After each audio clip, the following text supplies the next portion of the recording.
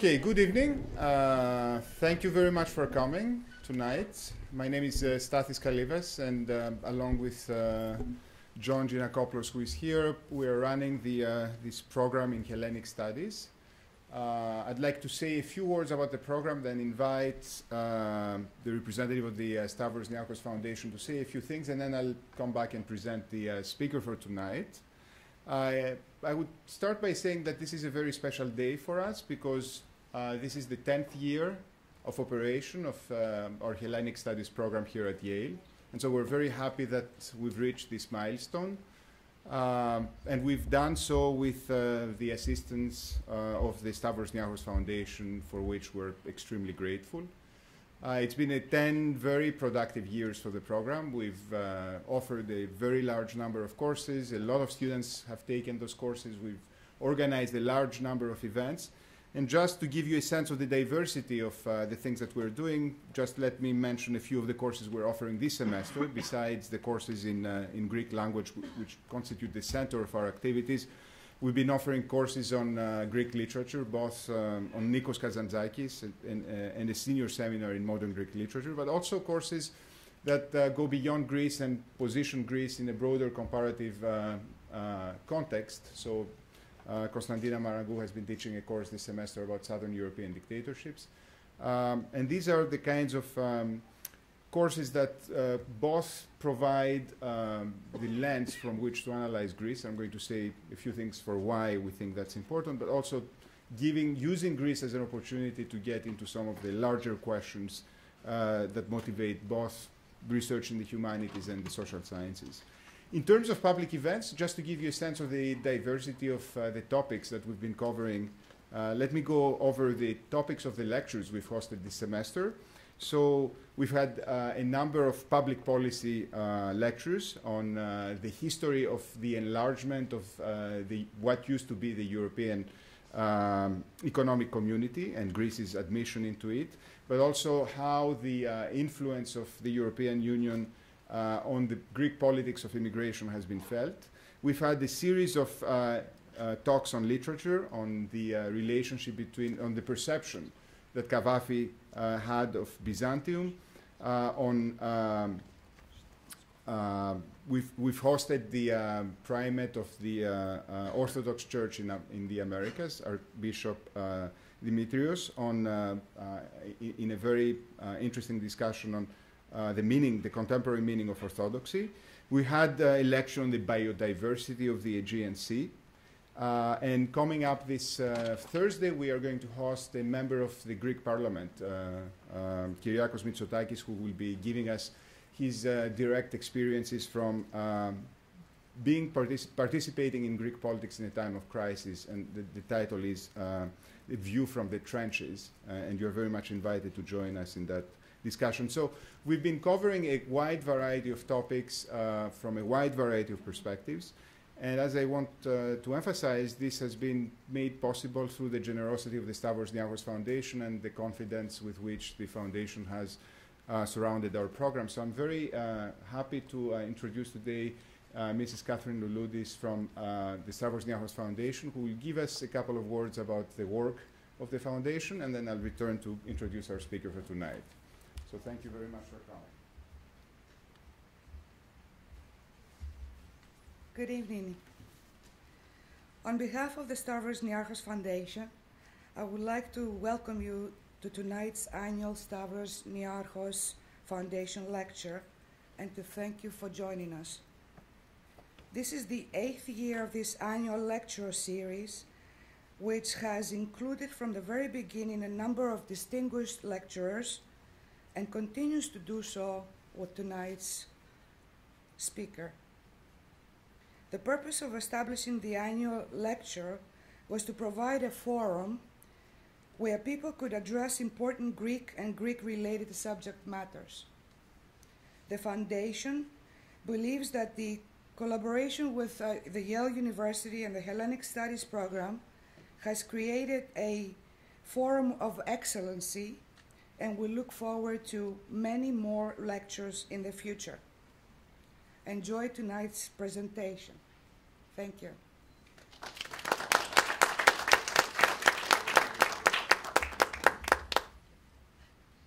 So, let me say a few things about the topic and the speaker. And of course, the elephant in the room is that perhaps for the first time since we started this series, Greece has been at the epicenter of political developments on a global scale, not necessarily in a positive light, but certainly in a notable light. And we hope the discussion today, both the speech and the discussion that is going to follow, will help shed light on the elements that have placed Greece in that position.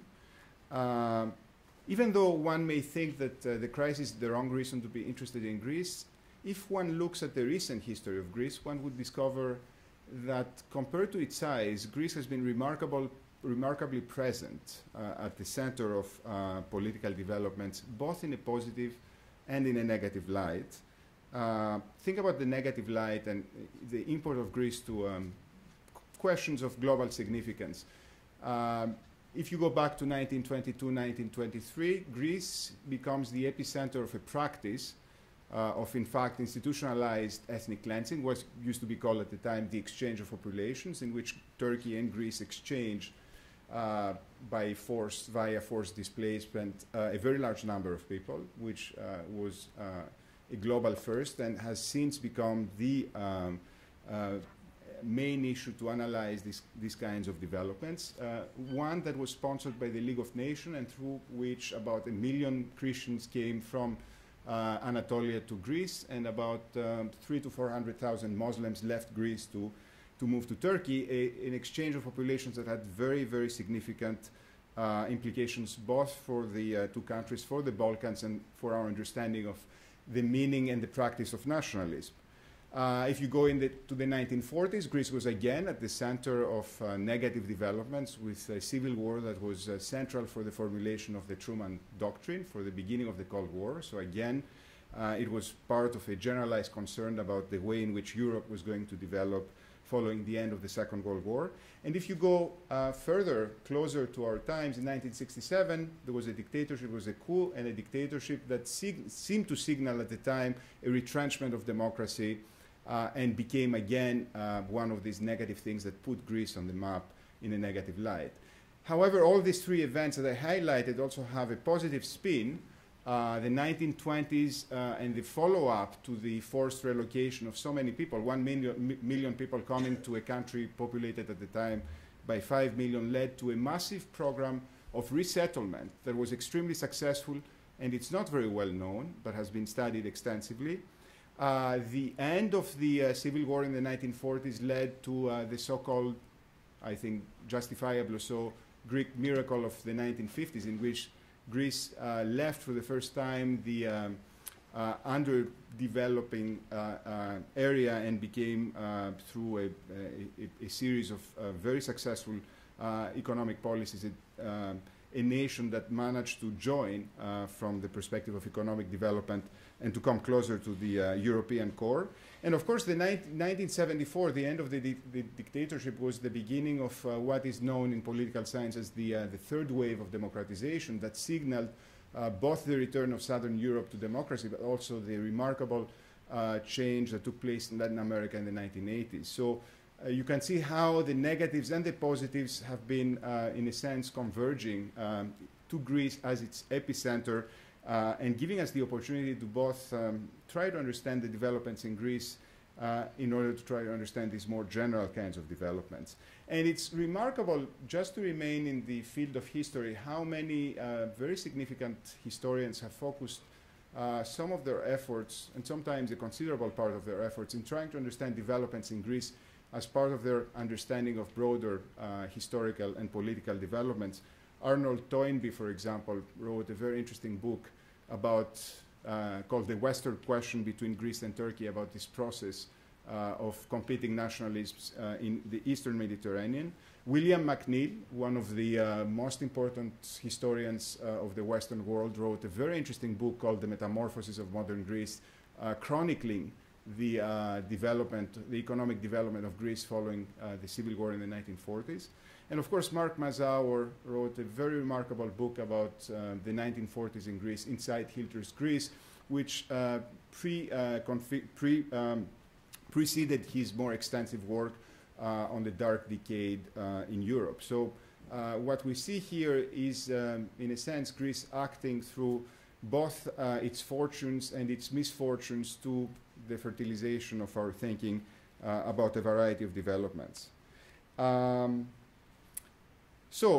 We are again at a similar juncture in which a negative development has put Greece at the forefront of global news. A few weeks ago, a purely domestic political decision by the Greek Prime Minister, the decision to call for a referendum on a series of economic decisions reached by the European Union, had terrible effects on the stock markets global-wise, and that gives you a sense of how intertwined the developments in Greece and the world had become.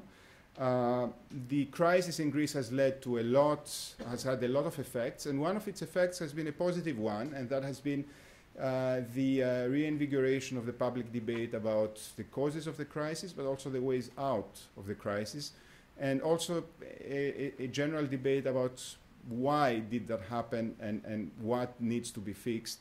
What is remarkable about this debate has been both the quality of its arguments and its argumentations in general, but also the kinds of fora where it has taken place, not just in the traditional media, in newspapers and on television, but also in the new media. One of the most remarkable aspects of this debate is that it is very often carried on the internet, in a variety of blogs and other sites, but also in new platforms of public speaking. One of the most interesting set of developments in Greece in the last 2 years has been the introduction of TED Talks, in which very interesting ideas have been aired and a very interesting debate has taken place. So from that perspective, I'm very happy to introduce Aristos Doxiadis, because he has been one of the primary contributors to this debate, especially from these new platforms, and he can say more to you about how the platform very often has an effect on the type of argument that is being put forward and the kind of exchange that is taking place. So who is Aristos Doxiadis and why is he here tonight? I would say that if you look at him and his presence, he's been bridging a number of different worlds together in a way that is interesting and hopefully illuminating. He has had one foot outside Greece. He's been educated in the United States at Harvard and in London, where he studied economics. But he spent most of his professional life working in Greece. So that is one bridge. A second bridge has been that even though he has worked primarily in Greece, within Greece, he's often collaborated with various European institutions, including the European Council, in the context of a set of anti-poverty programs. So he has always been looking also outside from Greece on, and so he has bridged those two institutional worlds. But within Greece as well, his first part of his professional life was spent working for the European public sector, for the Greek state. Between 1976 and 1990, he's worked on topics such as the economics of education, the relocation of polluting industries from Athens, public procurement practices and policies, tourism policies. So he's been involved in a variety of public policies within the public sector. But at the same time, in his second part of his professional life, he's been involved in various activities that have to do with the running of what we may call the real economy. So he's worked for as a management consultant, as a managing director of Greek firms, as a leading partner in a private equity fund, and lately as an angel startup investor for web startups in Greece. So he has covered the gamut of Greek public and private activity. And so from that perspective, he's one of these rare economist who has been tested and was observed from very close by the real economy, both in its public sector and private sector guys. And I think that's an original perspective from which to analyze and observe what is going on. So the last bridge, in fact, has been one that he inaugurated a few years ago when he, on top of being an active entrepreneur and economist, he decided to also write about the Greek economy. And he's writing from a very original perspective, from what one could describe as one of economic anthropology, observing the micro decisions that individuals make within a very specific institutional framework. And it's an institutional framework which very often is not visible to observers who look to the Greek economy from the outside. So I'm very much looking forward to this talk, whose title you can see here, which takes advantage of this very long engagement with the real Greek economy and the institutional framework that entails Greek politics. I'm very sure that the discussion will be illuminating and stimulating, and that we'll have the opportunity to have a very interesting back and forth. So thank you very much for coming. And for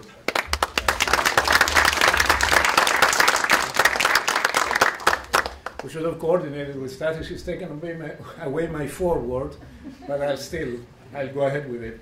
I do feel very honored to be delivering this lecture, the Niarchos Foundation Lecture. But I also feel slightly out of place and out of time as I speak, because I will be presenting ideas that have developed over several years about what is specifically Greek in this crisis. Yet by now, every country in the European Union is threatened by this. Events of historic importance are taking place that, in the space of just a few weeks, could shape what is going to happen in Europe over the next 10 years. What is going to happen on Friday in the summit of the European Union is going to be very, very important. Yet here I am talking about just one small country and how it differs from some of its neighbors. Still, I will defend the need to understand the local. And I have a metaphor to offer about earthquakes. Global capital markets, which are the transmission mechanism in this crisis, are like the shock waves of earthquakes. And national economies are like the different buildings in the path of the waves.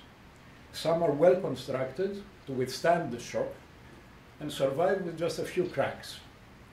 Others will fall, inflicting great pain on the occupants.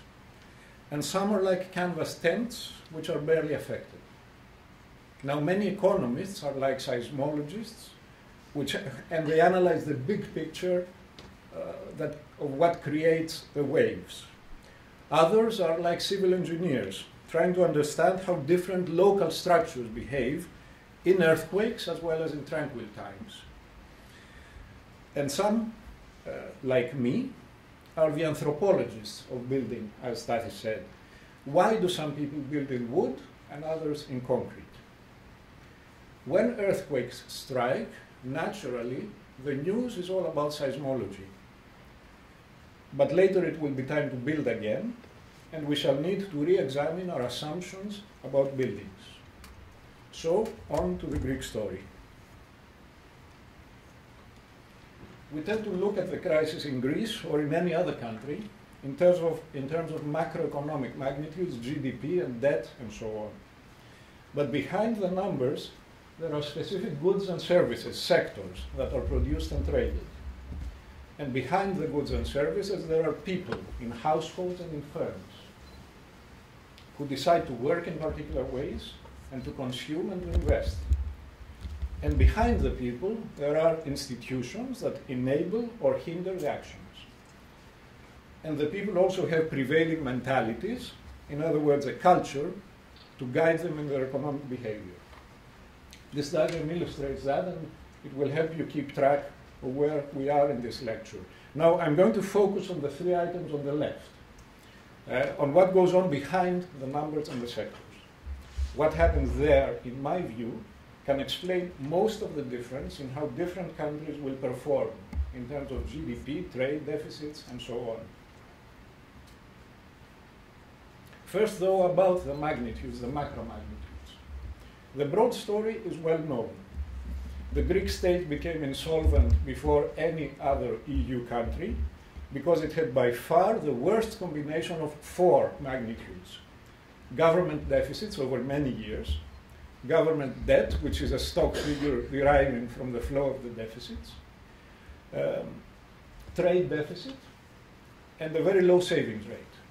It is the combination of the four that made Greece the sick man of Europe, much more than any other country in the European periphery.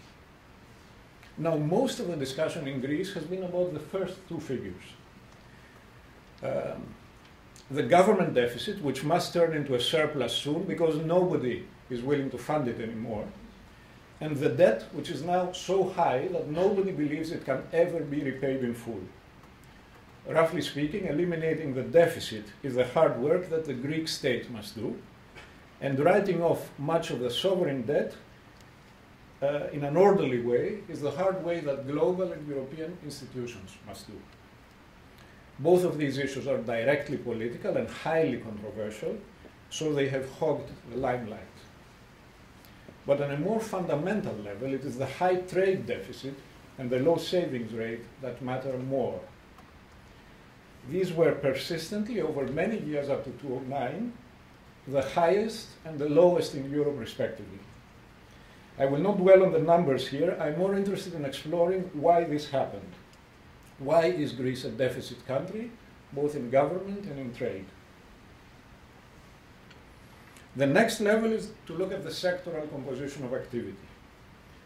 What services and products do Greeks produce and consume?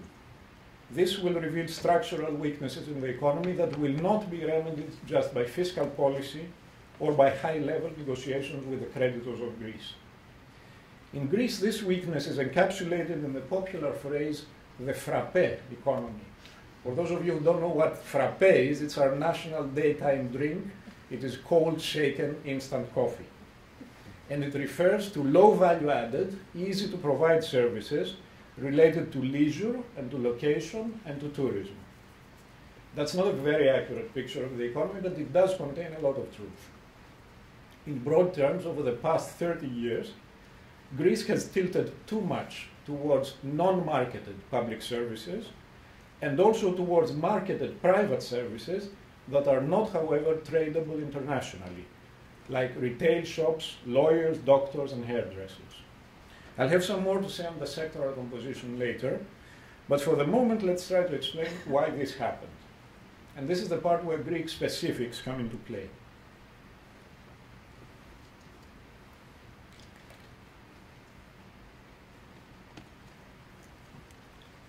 Let's look at how production is organized first.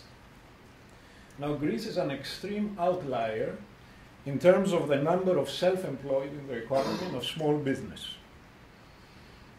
This is a chart from Eurostat, and it shows in the non-financial business economy how many people, what proportion of people are employed in micro companies, companies of under 10 employees, or are self-employed. Now, Greece is the one on the very end there. It's by far the outlier in Europe. 57% of those employed in the non-financial business economy are in micro businesses. The value for this index for the EU is 30%. Italy is second with 47%, Portugal with 42%, France is at 27%, the UK at 18%, and Germany, one before last year, at 18%. And if we look at the broader economy, the total economy, that is including agriculture on the one hand and including banks and the government on the other hand, 35% of the labor force, more than 1 in 3, is either self-employed or what are called unpaid family members. This is by far the highest figure in the EU, but also the second highest in the OECD after Turkey. In the US, to compare, the corresponding number is just 7%. In Germany, 12%, in Italy, 26%, and in all of the OECD, 16%. So you may well ask why. How did it happen that we have so many small businesses, vineyards and olive presses, rooms to let, mini markets, doctors' practices, theaters, clothes boutiques, clothes makers, IT workshops, and why so few large employers? And the short answer is, first, that we owe it to history, and more specifically to the Ottoman state, which prevented the kind of primitive accumulation of capital as it occurred in the West. And second, we owe it to the institutions of the modern state, which assist the survival of small businesses, but hinder their growth into large businesses. And third, we owe it to our culture, which makes it very hard for us to cooperate. And I'll talk about that later. Now, institutional bias in favor of the small scale has been so strong since the beginning of the modern state that when 1.5 million of Greek refugees poured into the country in 1922, they did not become a permanent proletariat for big employers.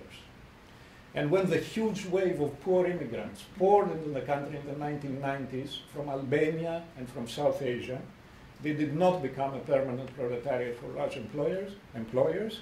It was the small employers who became rich in farms and in building sites on the back of the immigrants.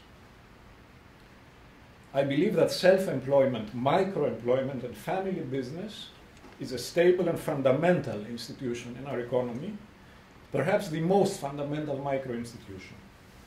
Their share in employment and in output will not shrink under normal circumstances, and I don't think it will shrink even in a long and deep recession like the one we are experiencing now. I think only a revolution in institutions would actually change that. If that is so, we should accept the following: that it is institution that determines specialization and not the other way around. That is, because we are a society of small businesses, we do not build electronic devices. Rather than because we don't produce such devices, we only have small businesses. This insight often escapes policymakers. They believe that with the right funding and infrastructure, we may grow competitive businesses in industries that require a large scale. In every era, small business people will pick the work that suits them. Yesterday, it was diving for sponges. Today, it's letting rooms to tourists. And tomorrow, who knows? In this small ownership economy, family strategies are quite distinctive and quite different from what you might find in most of the Western world. The family will seek stability in polyergy. This is a term coined by George Dertilis, that is in having varied sources of income, as many as it can find and appropriate. There is family solidarity because multiple incomes require multiple hands. The father may have a petrol station, the son studies information technology for the upside, but if it doesn't work out, he will not starve. The daughter preferably becomes a teacher or a municipal clerk, something secure which leaves free time to care for the elderly and for the next generation. If the family shop does well, the whole family will work there. If not, it will be maintained by one or two members. And the system is admirably stable, flexible, and long-lasting. In this small ownership economy, saving and investment is also quite different from what we are used to in the West. It is channeled quite rationally, I think, into real estate and into education. In Western economies, savings are invested collectively through pension funds, mutual funds, and bank deposits. And they end up funding industry, technology, infrastructure, and in general, funding sizable organizations. In the Greek microeconomy, monetary savings have very few reliable collective outlets. Human capital also takes a different form. In Western economies, human capital can develop in standardized career paths, that is, by building relationships inside organizations. Higher education is useful mostly as a first step in a career. If the job market does not demand it, the young will not insist on getting it. However, in small ownership like Greece, the value of the person is vested in their individual characteristics. The jobs market does not give clear signals. I want an engineering degree not in order to work at Volkswagen, but rather because I want to have numerous options. As a reseller, as a contractor, as a consultant, a retailer, or just possibly a middle manager in a large company. And that is why families overinvest in education for the young. They overinvest in English language tutorial schools, in university exam tutorial schools, in living expenses for out-of-town studies, and even for studies abroad. In national accounts, these expenses appear as consumption, but they are investment.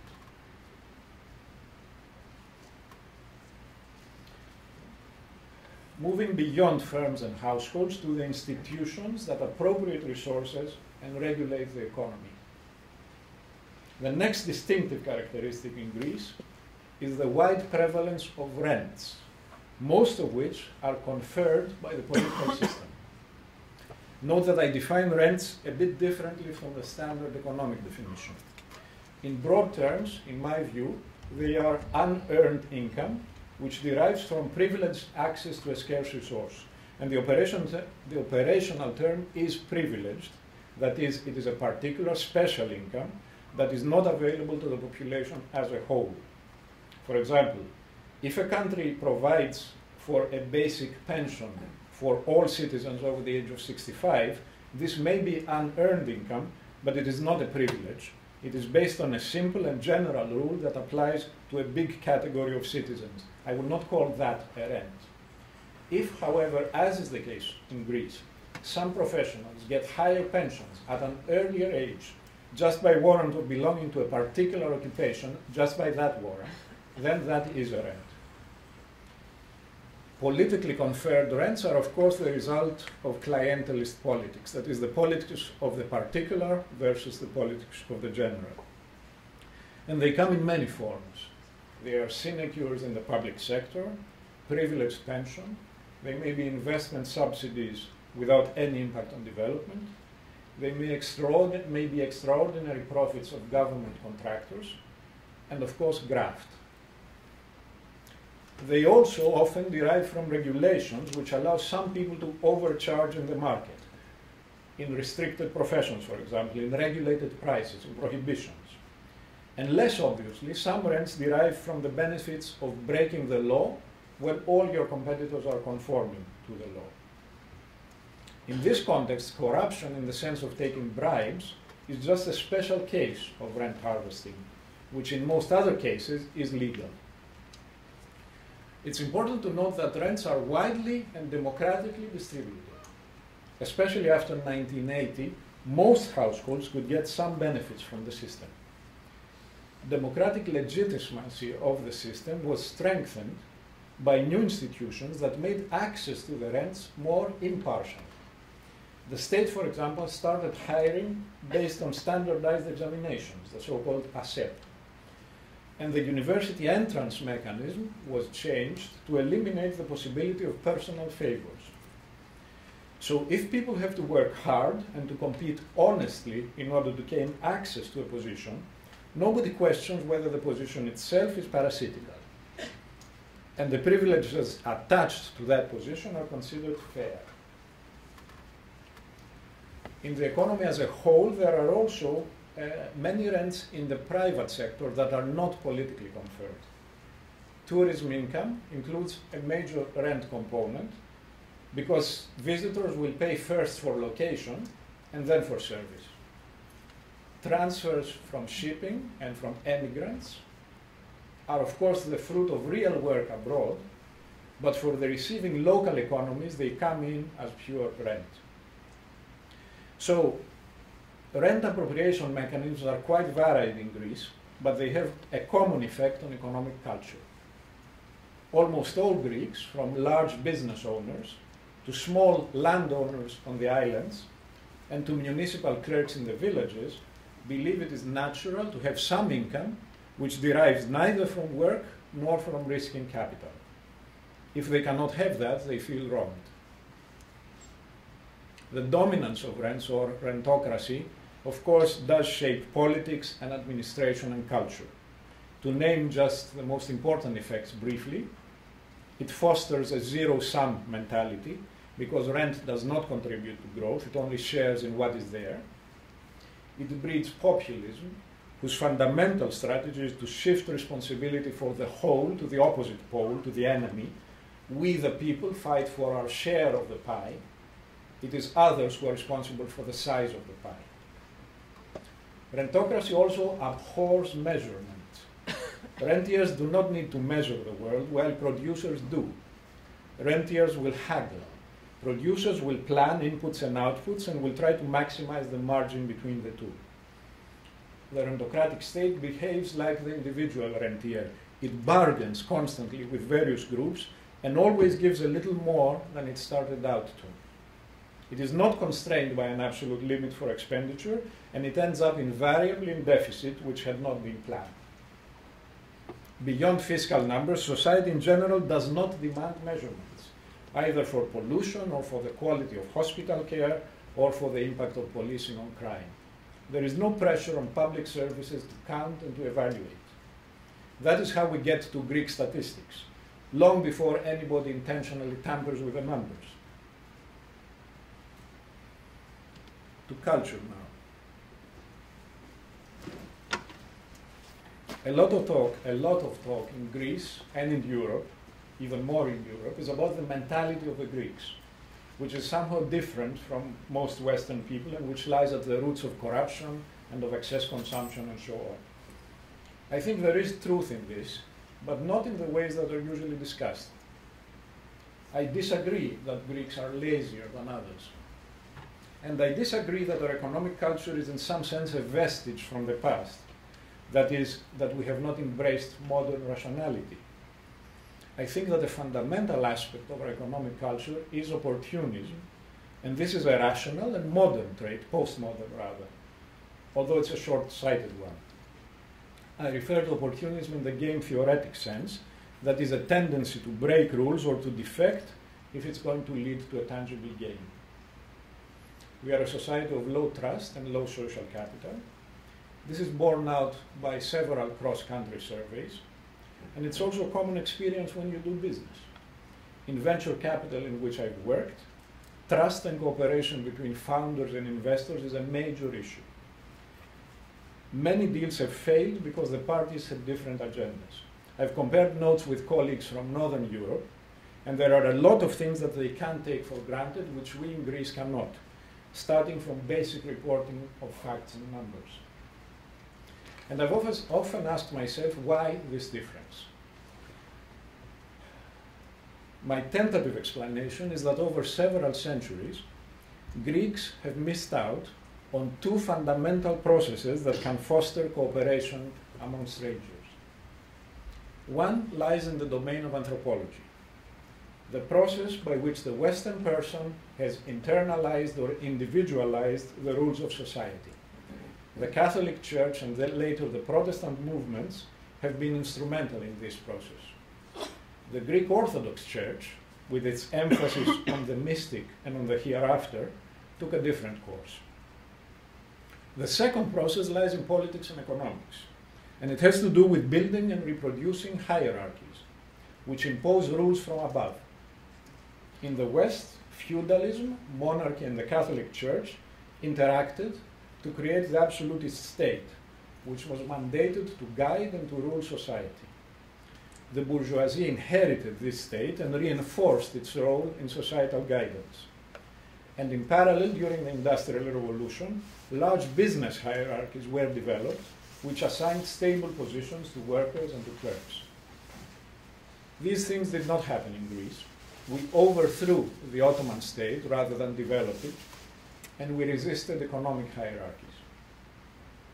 In other words, advanced Western economies were founded not only on free markets and individual incentives, they were founded on hierarchies, vertical rules, and on strategies of cooperation, horizontal rules. Successful capitalism with an ideological hegemony is free markets embedded in a society of rules and responsibility. Otherwise, it is either a jungle or a community of corner shops. We Greeks have subscribed neither to vertical nor to horizontal rules. We are neither obedient nor cooperative. If we have avoided the jungle, the Russia-style jungle, it is because we have kept the corner shops. So, we may not be good at governing the commons, But we have developed some admirable economic institutions for dealing with opportunism, which Western technocrats find quite peculiar. Take post-dated checks as a means of trade credit. Each party is responsible for the counterparties they choose. Name and reputation count. It's remarkable that no recipient of the post-dated checks will try to cash them before the designated dates, even though legally they could do so. If they do, they will be effectively expelled from the market. The legal framework that supports this system is also quite efficient and predictable, uncommonly so in Greece, for Greece. It reinforces trust among the transacting parties because it carries immediate sanctions for an issuer who cannot cover the check without involving the bureaucracy of banks as intermediaries. This is an institution of peer-to-peer credit which developed spontaneously from below and is based on personal responsibility. We should be fostering such institutions, not thinking how to banish them. Opportunists are not inherently crooks. They are rational egoists. They will conform to rules if they think it is in their interest. In an environment where most people are cooperators and where defection is punished, opportunists will turn into cooperators. Greeks, as you all know, can work very well within American institutions once they are sure that everybody else plays by the rules. But in contexts where the opportunists are a majority to begin with, it is very difficult for the group to converge towards cooperative behavior. The issue here is path dependence. In this context, I think that Greek opportunism can be turned into an asset in the future global economy, and I'll have a little to say on that later. Let's see now how small ownership and rent appropriation combine in the big picture. To do this, we'll go back to the sectoral composition of the economy. One fundamental distinction is between tradable and non-tradable industries. Here is an indicative list. On the left are activities which by their nature cannot be provided from afar and are not subject, therefore, to international competition. On the right, tradable goods and services that compete in global markets.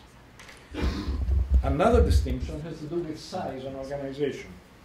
Some activities, such as public administration or telecoms, are delivered by large hierarchies with many employees. Others, such as hairdressers, in small shops. In between, there is a whole spectrum. In furniture, for example, around the globe, one can find anything from one-man shops to firms with thousands of employees. And the same is true for accountants.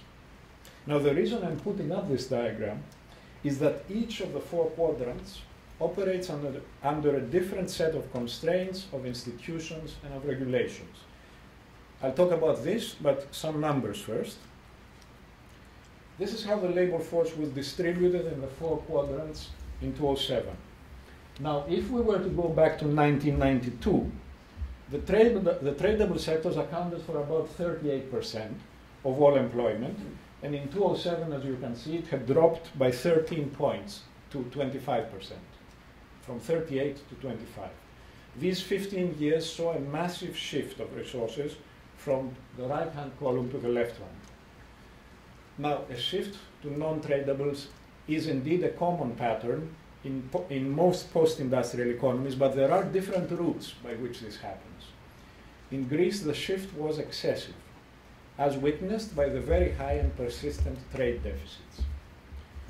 The trade deficit was financed by government borrowing. This created excessive domestic demands, which shifted the balance to the non-tradables. But, and this is my important point, the effects of politics went far beyond an excess of demand, an excess of domestic demand. By regulation, by rent creation, they shaped an institutional framework that encouraged people and firms to move away from anything that was exposed to global competition, to the cozy world of lifetime employment and of protected professions. Take the upper left hand. That is the organized, hierarchical, non-tradable group. Government, banks, retail banks, not investment banks, telecom companies, and public work contractors. Here, the competitive pressures are negligible, and employment protection has been high. most Greek labor legislation, as well as pensions and social benefits, were shaped by the corporatist bargains and the constraints within that quadrant. And then these regulations and legislation spilled over to the rest of the economy, where they were not viable and not enforceable. The bottom left quadrant is the domain of the self-employed professional of the family shop, and it's about half the economy. Many of the activities here were regulated in ways which restrict competition, and/or they were supported by generous pension schemes, especially the white-collar university degree trades like lawyers, pharmacists, and engineers. Others grew without special protection, but they grew on the basis of family strategies of upward mobility. There are tens of thousands of excess doctors and of excess teachers, either active or in waiting. To survive, doctors have created excess demand for their trade, and teachers or nurses have exploited the weaknesses in the public services to set up complementary private services, the tutorial schools that I was talking about before. And having provided an alternative, doctors and teachers, etc., have also lifted the pressure for public services to improve. Now, there were other professions that had no special privileges, like the building tradesmen, the restaurant owners, or the shopkeepers, but they were able to remain independent because of the institutional bias against large competitors. And they were able to make a living because of the demand generated by the twin deficits. The picture is very different in the tradable industries. Here, the state cannot provide much protection or many rents to business, because this is forbidden by the rules of the EU and the World Trade Organization. On the bottom right-hand quadrant, there are about 1 million jobs. About half are in agriculture, about 30% are in manufacturing, and the rest in services. In the so-called manufacturing, most of the jobs are in workshops, in bakeries, carpenters, ironmongers, seamstresses. In services, they are in tourism. Institutional protection is limited. It's been substantial for parts of the agricultural sector via the Common Agricultural Policy, that is for farmers who grow wheat and cotton in central and northern Greece. But it has not been there, protection has not been there for producers of fruit and vegetables. Now, most of the quadrant survives on a mix of skill, of hard work, and by the weak protection that is afforded by distance from any large competitor. And also tourism and many of the farms also survive on the basis of natural advantage. These are entrepreneurial occupations. They have to respond to changes in technology and competition. They are directly affected by globalization. They do not turn to the state for subsidies and regulation. They must manage cash flow, and in some cases they must know how to hire and to fire.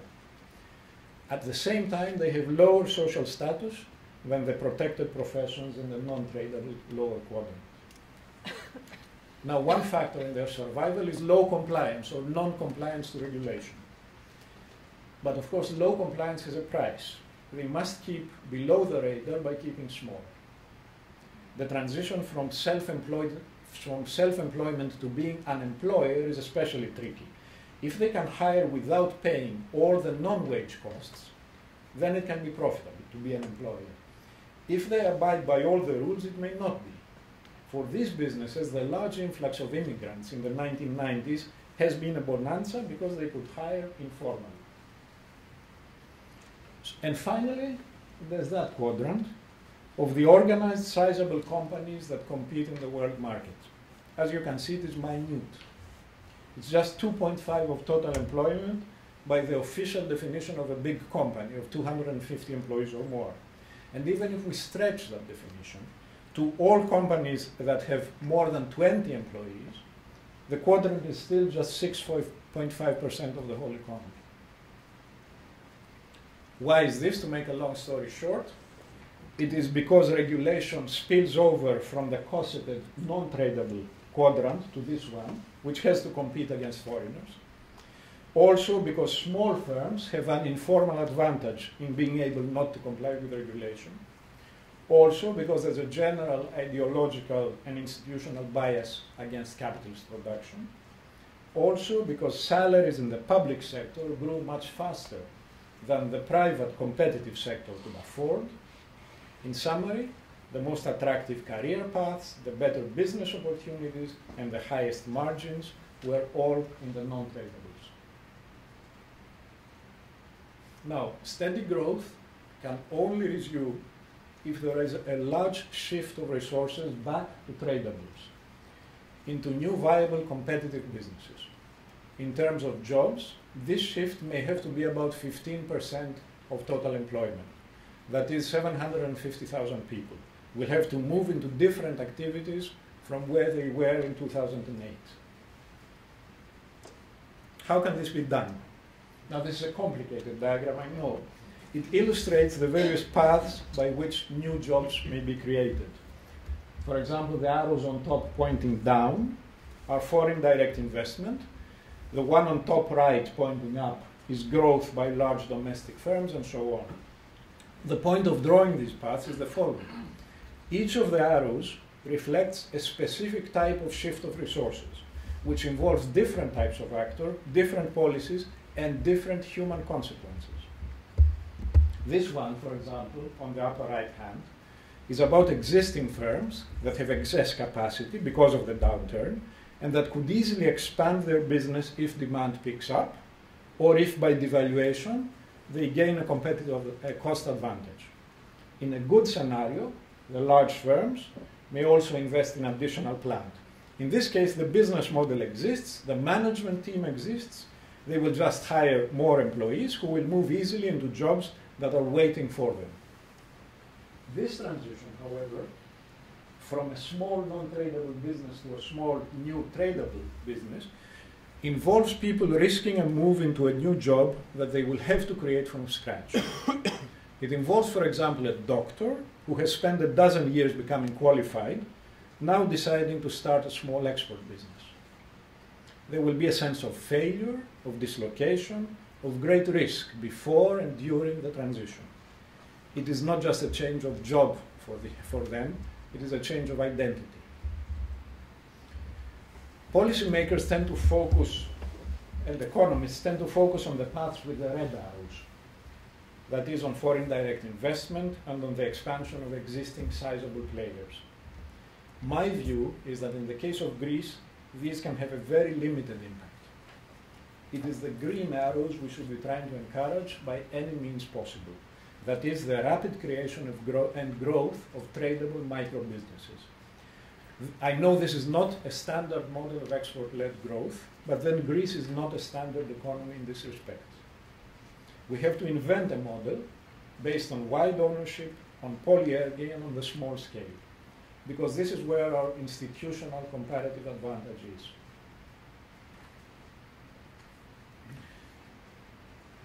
So, going back to the broad analysis, what must we keep and what must we change? The small scale, I believe, is exogenous. It's a constraint. Of course, we should have an environment which enables small firms to grow into big ones. And we should do this mostly by leveling the playing field of compliance.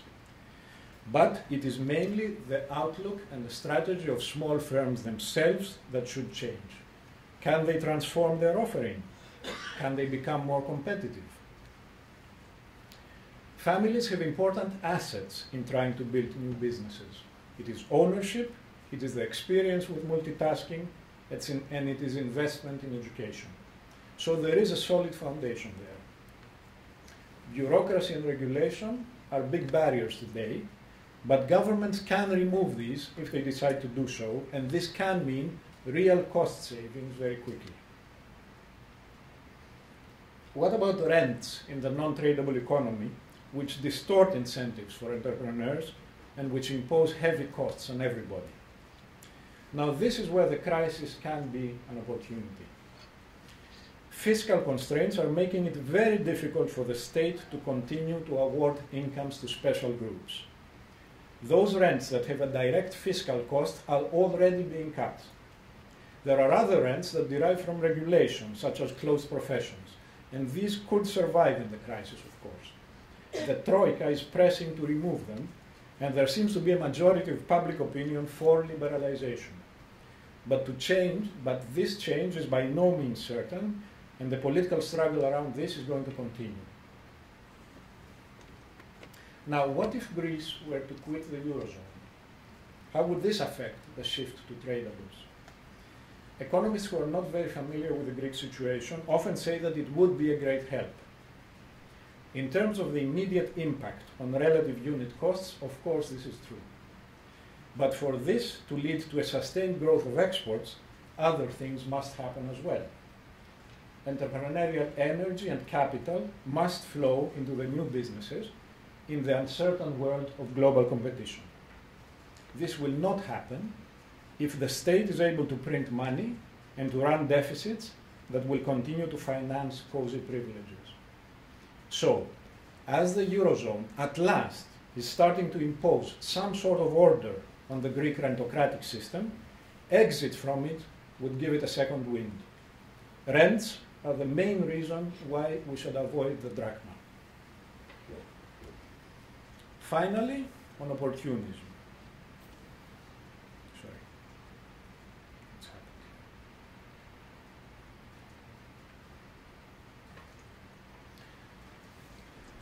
At the start of my talk, I defended the need to understand the local.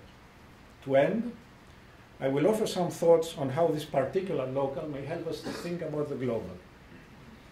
Greek opportunism, I believe, is the normal behavior of the homo economicus, of the rational egoist. The opportunist defects in the absence of strong enforcement of rules. Whereas I think in many other Western societies, people are not rational egoists, they are more cooperative by predisposition. They are, in the words of Elinor Ostrom, conditional cooperators. But the foundations of that predisposition may be eroding. In postmodern societies, collectivities become fluid, identities are shifting, uncertainty is increasing, along with individual choice. That is the world of Ulrich Beck's do-it-yourself biographies and of Richard Sennett's culture of the new capitalism. Hierarchies are losing their control over self-interest of the individual, and internalized rules of cooperation are dissolving. If this is so, then Greek opportunism may be a glimpse of the future of the West. Will this be a dystopic future? Maybe yes, maybe no. It will pay to observe how Greeks, who did manage to build a good life for the past 30 years, will cope with this crisis. And the news is not all bad. Hardship has brought anger and conflict, but it has also brought out new civic initiatives, as people realize that the state cannot deliver anymore. Teachers stay on after school to help pupils in need voluntarily. Guerrilla gardeners are cleaning up city blocks. Farmers are forming new cooperatives. These are not mass movements, but they do show how individuals are rediscovering the benefits and even the pleasures sometimes of solidarity under pressure. On another level, global markets and technology are creating a new framework for stable cooperation among opportunists. The web and social media, common standards, workflow management tools, all these render each person's contribution transparent and can make much of hierarchy redundant. Individuals or small teams can have a global presence and a global reputation. A loan programmer is now able to sell her services all over the world.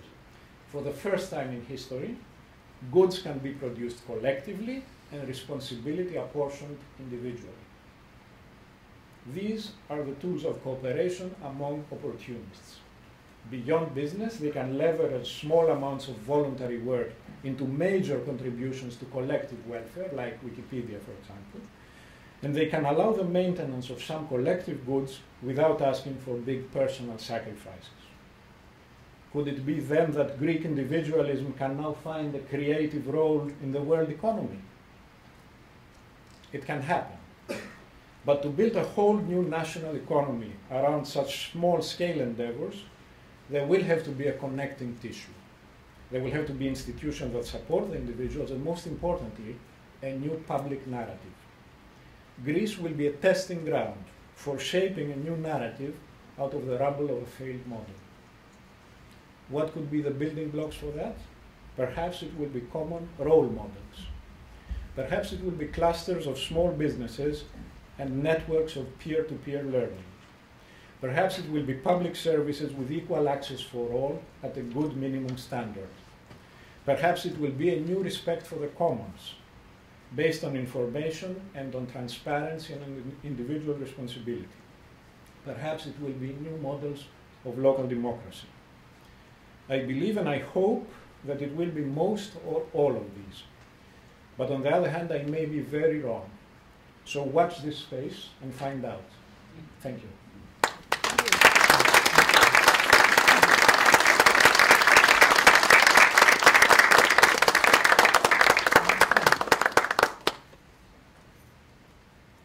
Now what's that? Questions. Yeah, I think there's a mic somewhere floating around. Is there? I'm loud enough. I have two questions. The first question is, you said a lot about how the crisis might be connected to the Ottoman Empire and things that happened in Greece in the past. You didn't tell us, when do you think the problem has started? Has it started 30 years ago with the Greeks? Or has it started since the first state in 1860? Okay. The second question is, you said that you don't believe that Greeks are lazy. Do you believe that politicians in Greece are lazy? Meaning that they make completely imperfect laws all over the last 30 years. I don't know how much more. Okay. Well, let me take the second question first. Politicians are not lazy, they just have a different business model from what we would like them to have. But they're very, very active. It's clientelist politics at its extreme form. But sometimes I pity them on how early they have to get up to go into all the talk shows of on television. Now, the other question was about duration. I think most of the traits that I talked about are very, very long-term. The cultural aspects, I don't know if any of you are familiar with theories of Stelios Ramphos. He tends to trace the divergence between the West and Greece on the level of cultural anthropology to the 12th century. The rent awarding aspect has come into play with the creation of the modern state, so it's at least 180 years old. Okay. Please. How exactly do you propose the green arrows to go from non-trainable SMEs to tradable SMEs? This is a long story, and I've written a longish article on that. I think there's two or three issues involved. One is the change in incentives. I mean, they will start looking at that once the incentives to stay in the tradables have been removed. It's a necessity that makes people think about doing different things. The other thing, as I hinted, is bureaucracy and regulation are extremely heavy in Greece for those who are in the tradable sectors. And I think if we remove a lot of those costs, it would definitely boost their cost advantage in the international sector. And third, it is an issue of mentalities. I mean, most of the white-collar professions are non-tradable. And white-collar, of course, is what in many societies, and certainly in Greek society, is considered very, very prestigious. Mentalities will have to change. And from what I see in the popular discourse in Greece, it is starting to change. I mean, we see a lot of people, for instance, going back to agriculture, we see a lot of people suddenly going into the schools for the merchant marine. Being officers on Greek ships always was a very, very lucrative business, a very lucrative profession, but it was thought of as being a second-rate profession in terms of status. Now, and getting into one of the merchant marine schools was, sometimes the schools couldn't even fill up the places. And now suddenly in 2010, just in 1 year, between 9 and 10, you had a huge flow of candidates to the merchant marine school. So I think people's mentalities and priorities are also changing. Right. A follow-up question to that. You mentioned merchant naval officers, for instance, but we see that profession has benefited from protectionism. Not really, no. Aren't these people who are making so much money driving ships making so much money because there's regulation that says only Greeks must drive those ships? This is only for ships that have a Greek flag, and most ship owners actually have a choice. They're very footloose, and they could easily have flags on any other nation. It's actually that the ship owners, and I've spoken with many of them, want Greek officers, and they're sorry that there's not more of them. So there doesn't seem to be an issue of protection. For some reason, those that do make it are very good officers. Please. It is often said that Greeks don't like to pay taxes. To what extent is it a function of the small scale which can't be reached by the tax authorities? I think it is to a very large extent a function of the small scale. I also think there is a cultural issue there, and I'm hoping to research that with some colleagues in the near future. But definitely it's a structural problem. I saw some statistics, and I was so amazed I didn't even know if they were correct, but they were in a refereed journal article about tax evasion here in the States. And if I read it correct, 52% of the income of the self-employed in the States is not reported. 52%. Please. Perhaps I misunderstood you, but the large tradable sector upper right corner, why don't you put more emphasis on it, to repatriate it, to revitalize it? I mean, isn't that something that has been there in the 50s and early 60s, and there is a basis for it, so why not try to revitalize it? I don't have the comparable statistics for what happened in the 50s, and I haven't gone that far back to look at it. My sense, though, is that removing the constraints for the large scale is much more difficult than removing them for the small scale. I would certainly welcome, having foreign direct investment in manufacturing in Greece, but I just don't think that's viable. It's much less viable than what I propose. I certainly would want it, though. I don't want to be misunderstood. Okay, please. You have to explain what exactly is the Greek state, because we talk about states.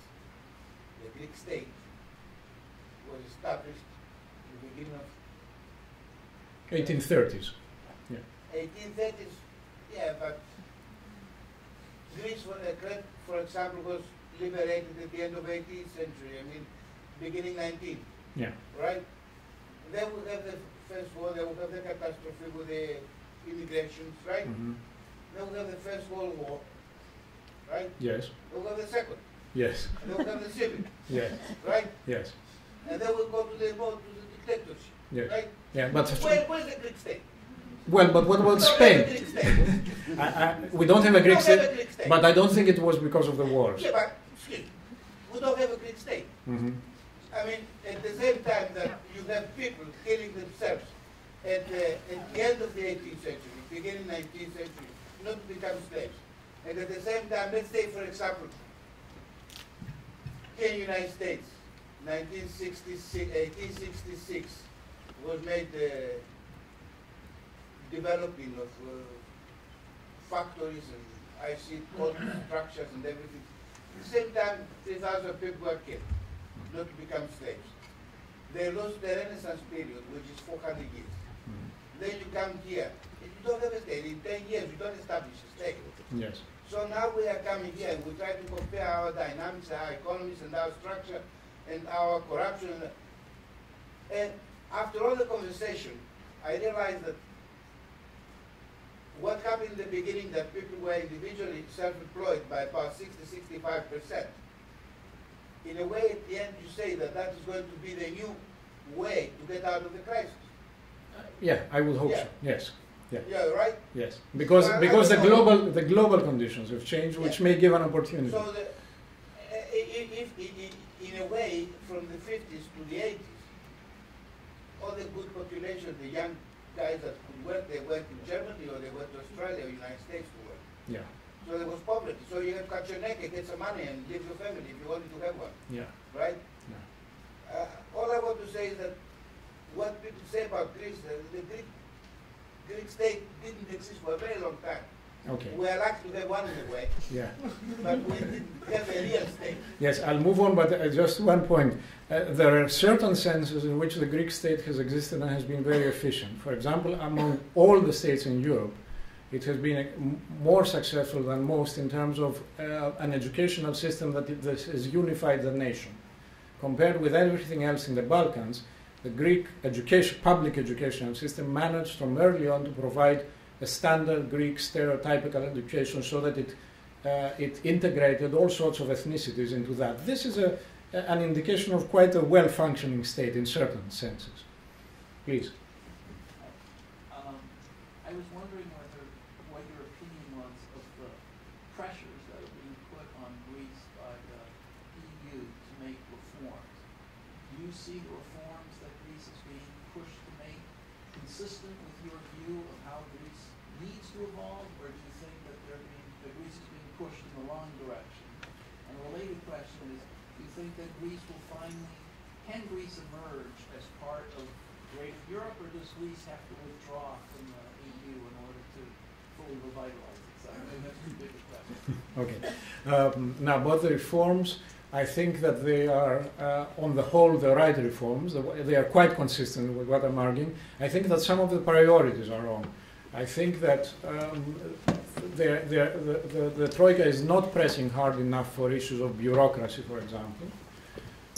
I think they are probably overestimating the possibility of beating tax evasion. I don't think we're going to get much from trying to beat tax evasion. I think they are probably wrong in trying to privatize stuff so quickly. Well, I've more or less said it. If I were them, I would put much more emphasis on the issues of bureaucracy and also on issues of transparency. One of the things that they have been doing, which is very good, is they have asked the Greek state to change many of its procedures for paying people, for example, so that all that could be much better monitored. These seem to be not very sexy reforms, but I think in the long run they're very important. Now, the second question was whether Greece would be better off by withdrawing completely from the EU. No, I don't think it would. I think that the EU has always been a force for modernization in Greece, and that we should hope that it will keep on being so. Let me see if there's anybody else. Please. I have a question that you didn't touch upon very much, and I might be naive to think that a lot of the problems have been created through government corruption. And I am saying this by discussing with my friends and my relatives. So, for example, all of them now try to avoid paying taxes, and their logic is, I won't pay my tax because it will disappear. I'll put my kids in a private school, and I'll use a private hospital, and I'm okay. Mm-hmm. And in a way, they blame that to whenever they pay taxes, they just didn't see anything coming out of it. And I'm sure that we did not touch upon that much, but maybe it's a political issue and it's difficult to discuss about it. No, it was just that my lecture was 45 minutes long. First of all, incidentally, I don't think that these family strategies that I'll go to a private doctor and have my kid in a private school will work anymore because people don't have the money. And but if you work for the public sector and not for the private sector and you don't pay your taxes, you do get the money. You do have the money to finance. Well, that is true, but still, I mean, we are seeing enrollments in private schools dramatically falling, and we are seeing that private doctors also don't have that much trade as they used to. I think that in a culture of free ridership and opportunism, the idea that the state isn't doing its bit, it's a valid point, but I don't think this is the real reason.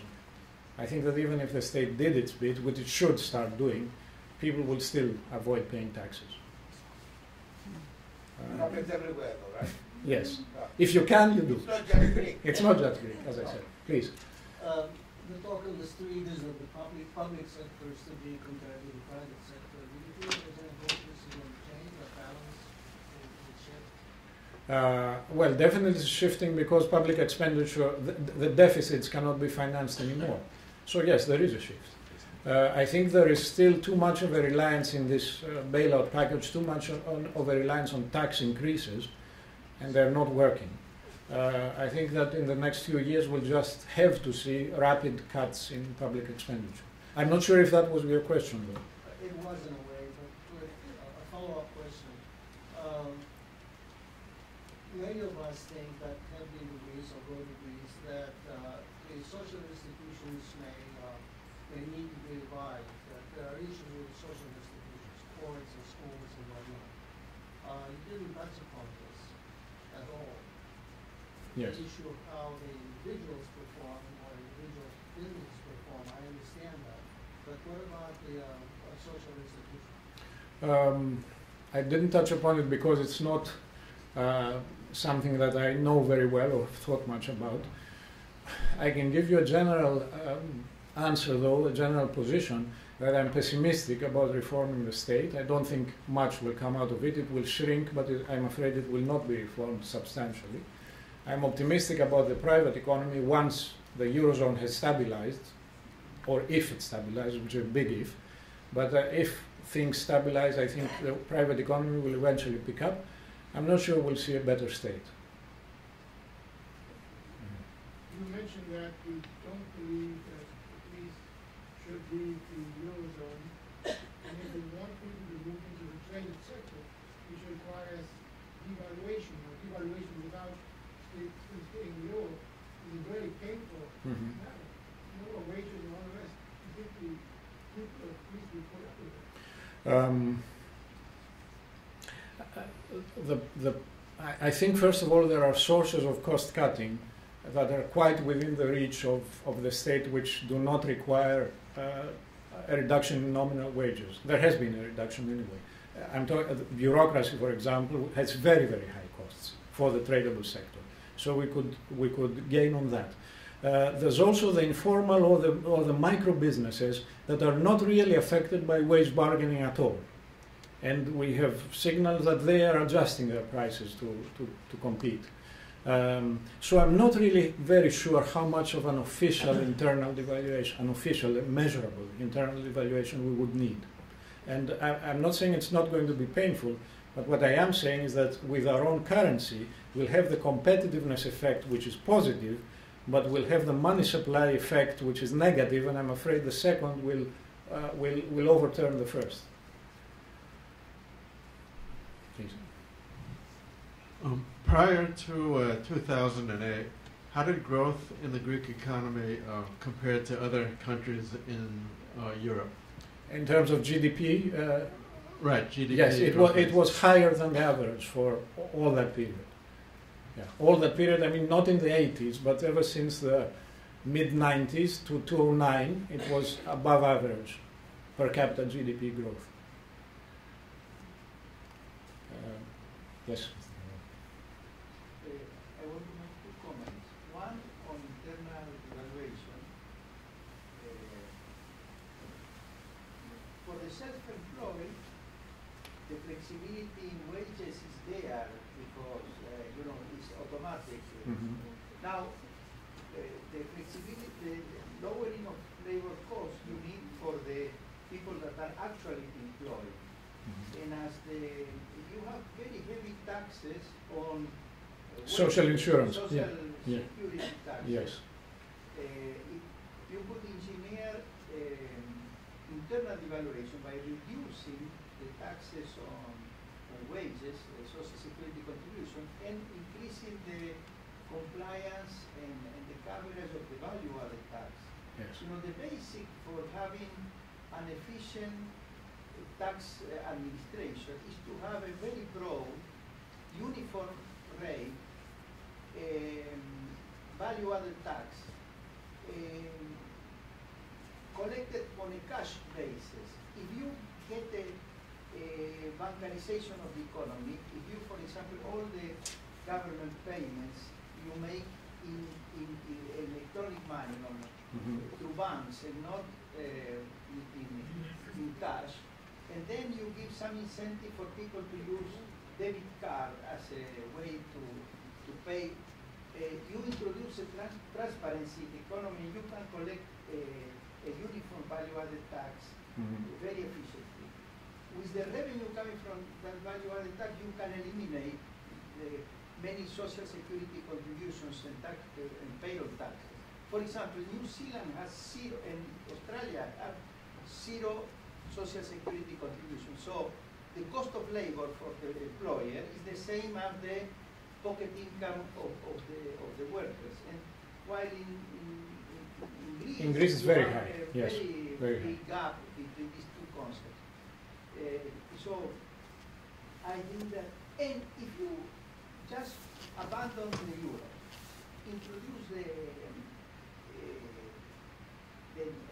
new drachma, and you have a large devaluation, you think that you will encourage tradables, but actually what you will bring into the economy is inflation, because you will be replacing the indebtedness to finance all the rent seeking, the rents, by printing money and inflating the economy. So you will collect the inflationary tax. And the inflationary tax, there is so many distortions in the economy that you will not get the results of shifting resources from non-tradable into tradable. And for my argument relies in Argentinian experience. Argentina is a society very similar to the Greek society in terms that rent seeking was always the prevalent activity rather than producing goods and tradable services. And so that is why Argentina had always had a very high inflation, except when it was within the dollar area. But unfortunately, that was only for a 10 years period. We are now back into an inflationary financing of the old rent redistribution. You're back into an inflationary yes, finance. Yeah. Because we abandoned the monetary system. Okay. Stan? So I'm wondering, what are the implications of your analysis for the political system? I wish I could answer that.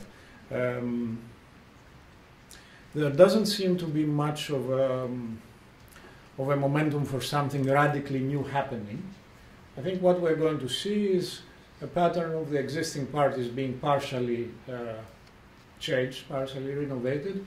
We may hope to see some sort of centrist breakaway party from the two major parties coalescing around a program of reforms and using the fear of leaving the European Union as its main rallying point.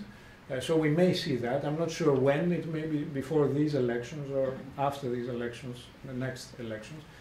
But there's not really much I can say about it. There doesn't seem to be any charismatic figure out there that could actually reap the disaffection at this stage. I don't know.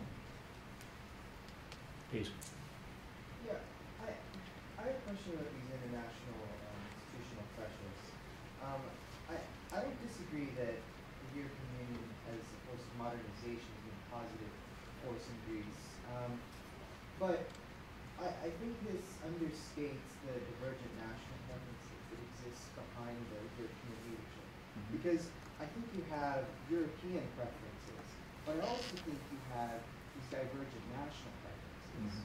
So my question to you is, as undesirable as a default or withdrawal option may be, how does Greece deal with the fact that what is good for Greece may not be what's good for Germany, may not be what's good for France? And so what these French and German politicians are going to be pushing for is ultimately probably not going to be good for Greece. So how does Greece deal with these pressures? I'm tempted to answer with a phrase by Jürgen Habermas saying that nations do not have rights, individuals have rights. I don't know what's good for Greece. I can tell you what's good for various sectors of the Greek population. And I would think that, again, going back to my analysis, the rent harvesters are worse off within the European Union than they would be outside of it. Please. My concern is that the data you presented demonstrates to me that there was a considerable amount of misunderstanding, both on the part of the EU and on the part of Greece's entry into the EU from a Greek perspective as to how these two dissonant entities were actually going to effectively mesh. In other words, you emphasize a lack of deep understanding from a European perspective of what the Greek economy was actually all about. And it seems to me that this dissonance and this misunderstanding is rather at the core of the problems that have ensued. But basically what I want to know most is in terms of culpability. You know, there was a great deal of press and many accusations about the disingenuous presentation of the Greeks vis-a-vis their fiscal stability and solubility at the time that the union, the monetary union, took off. And I will say also that I am of the opinion that it's impossible to believe those who try to blithely insist that the Europeans were somehow tricked on this occasion into believing that the Greeks were other than what the Greeks were and had really, as you pointed out in a very powerful way, been all along. So in addition, you know, I would really like to hear your response to these issues, which I think remain exceedingly cloudy and problematic. Okay. And vis-a-vis the drachma also on that possible. First of all, let me, and I'm going to say this, given the background, when Prime Minister Simitis was in power and he was considered by many a great modernizer, I was one of his strongest critics. So I'm entitled to say this, because I've looked at the debate and the figures. Greece did not get into the monetary union with false figures. The figures that existed in 1999 when the decision was taken were correct. And all the Eurostat revisions have not disputed that. Greek statistics on the macroeconomic aspects became much more problematic in very recent years. Of course, we don't measure, as I said, lots of other things, but the general numbers about inflation and debt were more or less correct when the decision was taken to go into it. Now, having said that, there is an issue with how well Europeans understand the Greek economy. I should say there's also an issue with how Greek elites understand the Greek economy. I was very impressed years ago when I read Hernando de Soto's book about the limits of capital and so on, where he talks about how elites are living in a glass bell and get their concepts about the economy functions from their studies abroad. We do the same. And I think one of the problems with Simitis and his group were truly, in terms of his small circle of advisors, I'm not talking about ministers who were corrupt, but Simitis himself and 5 or other 6 people were truly wanting to modernize Greece, but they had the wrong concepts of what made the real economy tick. So I don't think it's an international issue, it's an internal issue as well. You had another question. Yeah, I was wondering how exactly do you propose that these doctors and lawyers get off their non-tradables and start opening businesses, start taking up risk? I mean, you said that necessity would create that, but there's been necessity, and I don't see anyone particularly moving. And then my second question to that is, why did we play to our advantages? There are so many well-trained surplus doctors. Why do the doctors need to be entrepreneurs in something unrelated instead of having, I don't know, the people who need medical treatment from other countries to come to private hospitals in Greece? Yeah. I agree with you, and it's something I keep saying in Greece. I tell doctors, look if you can globalize. And there is a trend for globalization of medical services, and perhaps we could capitalize on that, and that would be ideal. I hope they do it. You're saying that you don't see the shift into other businesses yet. We wouldn't. I mean, in the middle of the crisis, first of all, it takes time. And second, in the middle of the crisis, it's very hard to know where to invest your money, etc., etc. And I have no ready recipes to tell these people how to do it. I mean, they will find out themselves. This is the hard way, unfortunately. But I'm willing to bet that 10 years from now, once the Greek economy has transformed, we are going to see a lot of biographies that had these shifts. Let me see. Yeah. I would say that things are not as nice as they say. They say nice things about the Greeks now, but we don't have to forget that Greece is not Europe, it's not the United States.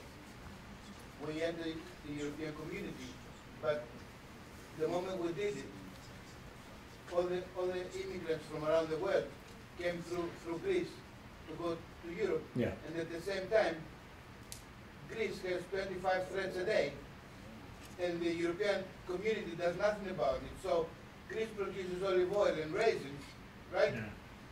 And then we have to fight fighter jets.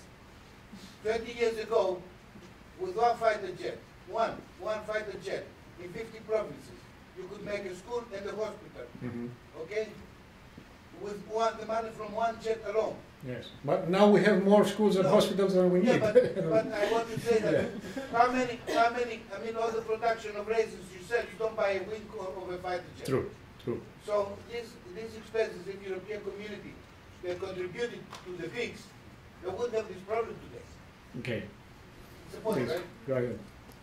I had a question earlier, which I think might tie into the previous one from over there. I was going to ask you, how would you categorize, say, a biotech startup? I mean, that's not industrial in the sense that... It's certainly tradable, if that's what you're asking. Certainly, right, yes. And so that's what doctors should be talking to. You have friends who went to engineering school. I mean, you should be thinking about monetizing intellectual property by creating a biotech startup. You don't need a warehouse. You don't need... I mean, you get a grant, you apply for them from the EU, you build a research facility, and you work.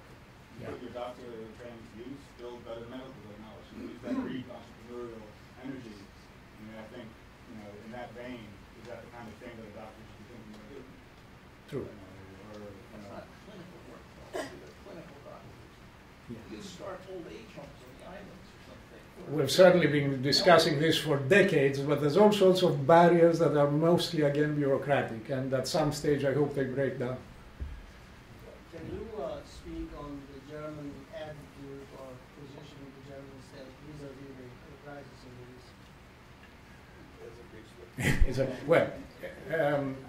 Vis-a-vis the crisis in the Eurozone, of course I have lots of things to say against them. Vis-a-vis the crisis in Greece specifically, it's not just the Germans, I think in retrospect, the bailout package that was very, very hastily designed in May 2010. In the retrospect, there were lots of things wrong with that, but what was not wrong was the general idea of austerity. I think what was completely wrong is how quickly some reforms could take place. But it was not just the Germans, it was us as well. We couldn't know exactly what could work and what could not work, unfortunately. Yes. Yes, sorry. Yes, Have you please. had any thoughts as to whether, and if yes, to what extent, diasporic Greeks could constitute one of the building blocks of your ideal scenario? The diaspora Greeks? Yes. Nothing very bright, unfortunately. I just have to say that I think if it happens, it's going to happen through small private sector initiatives. I don't think that the Greek state is able to receive the talents of the diaspora. I also think that organized diaspora tends to be too bureaucratic or maybe doesn't understand really Greece. I think it's people who are, Silicon Valley people who talk to their counterparts, engineers in Athens, could be the ones that are producing businesses that have one headquarters in Athens or in Crete and one in Mountain View. That could work. So, thank you very much. Thank you.